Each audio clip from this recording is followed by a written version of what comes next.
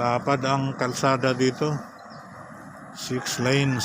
Papuntang Mintal ito. Galing ka ng Ulas sa ginagawang flyover. Ito yung pababa papuntang Ulas sa may flyover. Dito yung mga makakapal na mga, ang sabi ay ito ang magiging drainage system dito. Makakapal na mga circular na plastic tubes.